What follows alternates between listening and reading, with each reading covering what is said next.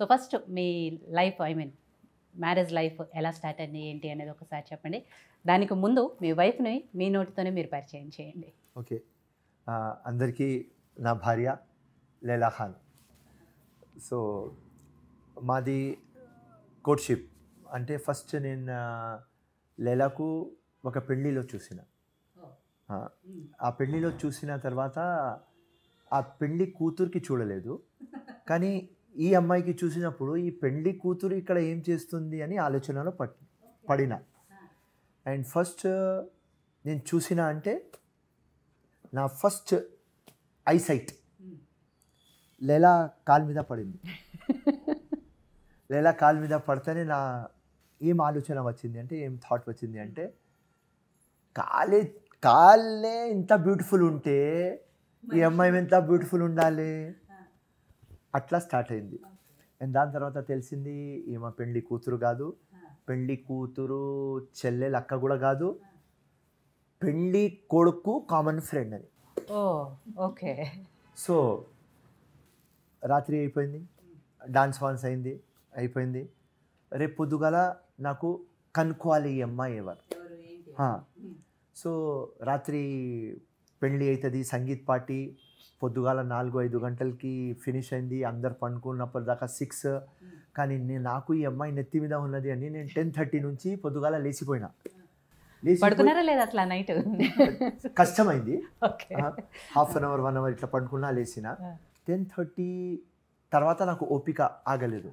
ఇమీడియట్గా ఆ common friends ఎవరు ఉన్నారు వాళ్ళందరికీ ఫోన్ చేస్తున్నా, ఎవరు ఫోన్ లిఫ్ట్ చేస్తలేరు. దాని తర్వాత తెలిసింది ఈ అమ్మాయి లైలా. ఓకే. అట్లా నేను ప్రపోజల్ పంపించిన. ఫస్ట్ నేనే కాల్ చేసిన. కాల్ చేస్తే మీరు ఎవరని అడిగింది. నేనన్నా మీరు ఎవరు నాకు తెలియదు, ఉట్టి మీ కాల్ చూసుకున్నా.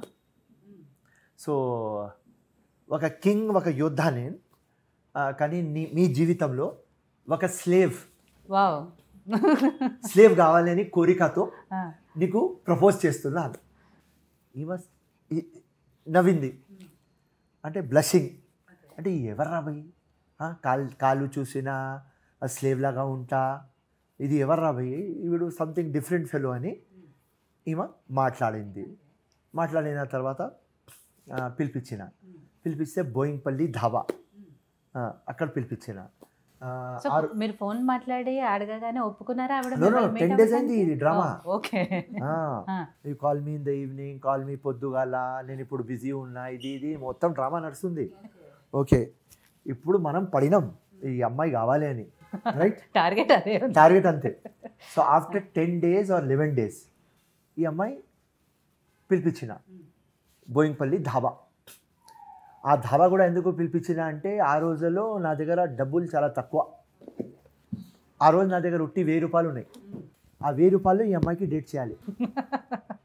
అప్పుడు ధాబా పిలిపించిన. ఈ అమ్మాయి వచ్చింది, అక్కడ నుంచి స్టార్ట్ అయింది, ఇక్కడ దాకా ఉన్నది. ఇప్పుడు లైలా ఖాన్ గారితో మాట్లాడదాం. సార్ లైలా గారు, ఫస్ట్ మీకు ఆయన కాల్ చేయగానే మీ రియాక్షన్ ఏంటి? ఆయన చెప్పినట్టు కాల్ చూశాను అని చెప్పడము, లేకపోతే స్లేవ్ లాగా ఉంటాను అని చెప్పడం, ఇవన్నీ మీకు ఏమనిపించింది? మీ రియాక్షన్ ఏంటి? First call when he made, I was like, I'm not interested. Okay, he remembered.